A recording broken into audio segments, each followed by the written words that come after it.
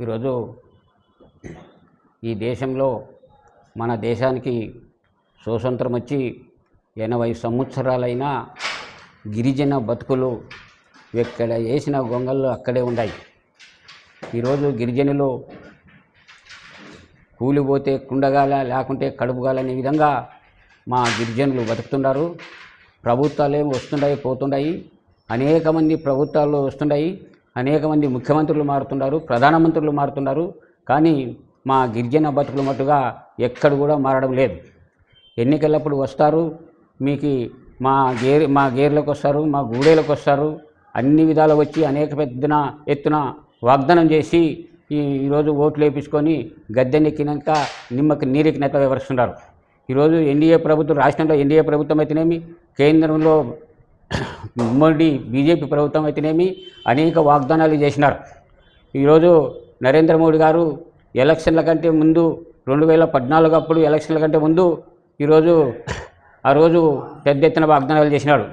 ఎస్టీలని ఖచ్చితంగా మిమ్మల్ని కోటీశ్వరం చేస్తాం, మీరు బాగా బతుకుతారని చెప్పి మీరు విదేశాల్లో నల్ల డబ్బు మూలుగుతుంది, ఆ డబ్బు 100 రోజుల్లో తెచ్చి మీరు జీరో అకౌంట్ చేసుకోండి, మీకు ఒకరొకరికి 15 లక్షలు వేస్తాము అని చెప్పడం జరిగింది.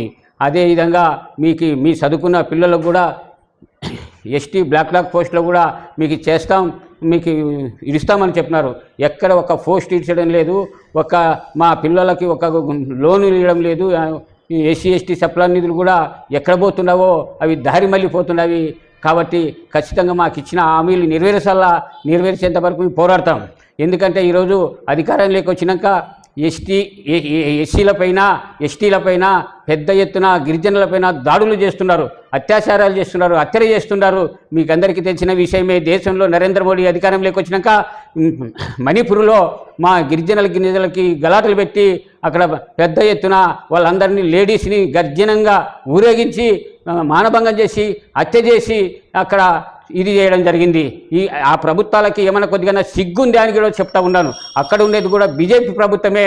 మళ్ళా డబుల్ సర్కారు ఇంజని ఏం చేస్తుంది? దీనికైనా వాళ్ళు డబుల్ సర్కార్ అని అధికారంలోకి వచ్చి ఎస్సీ ఎస్టీలపైన దాడులు అత్యాచారాలు చేయడానికైనా అక్కడ అల్లకులాలు సృష్టించి దేవుని పేరిట దేవుని దోసి మతం పేరిట మండలికేపి ఈరోజు కులాల నడమ కొండి కొట్టుకుంటా ఇక్కడ రావడం జరిగింది. అంతేకాకుండా మీకు అందరికీ తెలిసిన విషయమే, ఇప్పుడు బీజేపీ ప్రభుత్వం దేవుని పేరుతో దేవుని ఖచ్చితంగా దోషిందనేది మనకి ఖచ్చితంగా అర్థమైంది.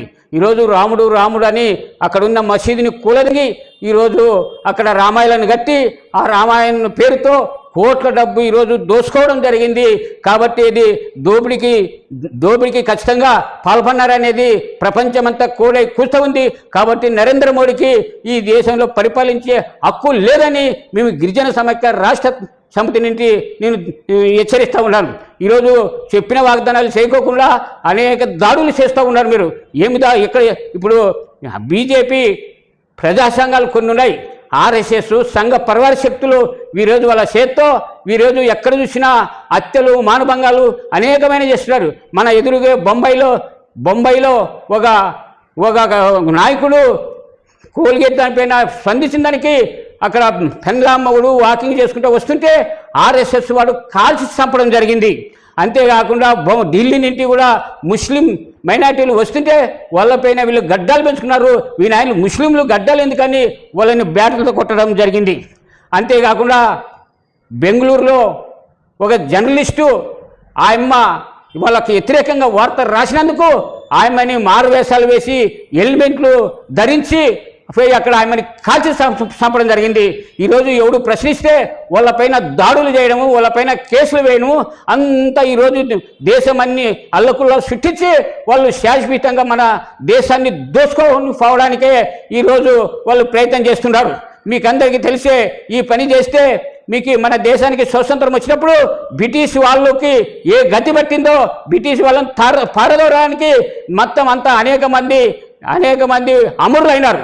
దాంట్లో గిరిజనులు కూడా బ్రిటిషులకు వ్యతిరేకంగా దేశ స్వతంత్రం కోసము అడవిలో ఉండి పండ్లు పొలము తిని అమ్ములు తయారు చేసుకొని బ్రిటిష్ వాళ్ళకి వ్యతిరేకంగా బ్రిటిష్ అని గుండెల్లో గురిపెట్టి కొట్టిన చరిత్ర గిరిజనునికి ఉంది.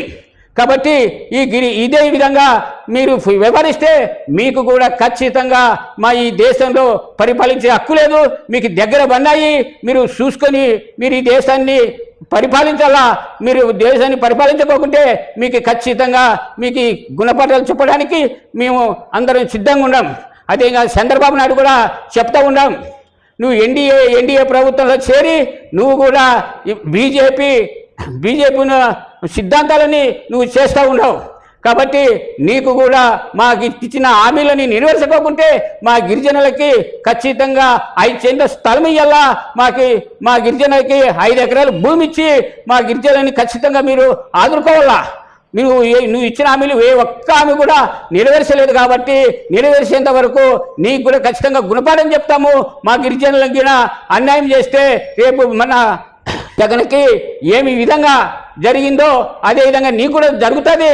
కాబట్టి చెప్తున్నాం, రేపు 28వ తేదీ రాష్ట్రంలో మొత్తం ఎక్కడ అన్ని కలెక్టర్ ఆఫీసు ముందర ఖచ్చితంగా పెద్ద ఎత్తున ధర్నా చేసి మీకు ఖచ్చితంగా మీరు మూడుని చెల్లించుకోవడానికి మేము ఉద్యమాన్ని చేపట్టినాము. అదేవిధంగా రేపు సెప్టెంబర్ 1వ తేదీ ఢిల్లీలో జంతర్ మంతర్ వద్ద కూడా ఖచ్చితంగా దేశమంతా పైన ఇదే విషయాలపైన ధర్నా చేస్తున్నాము. ఆ ధర్నాకి ఖచ్చితంగా ఇక్కడ పోరాటాలు అన్ని తీసుకొని పోయి ఇక్కడ చేసిన తీసుకొని పోయి బీజేపీ ప్రభుత్వానికి వ్యతిరేకంగా పోరాడడానికి మేమంతా సిద్ధమవుతున్నామని కూడా మేము గిరిజన సమైక్య అందరూ కూడా రేపు 23వ తేదీ పెద్ద ఎత్తున మీరు ఉద్యమించి ధర్నాలు కార్యక్రమాన్ని చేపట్టి ప్రభుత్వాల మెడలు వచ్చేంత వరకు మీరు పోరాడతారని విజ్ఞప్తి చేస్తూ సెలవు తీసుకున్నాం.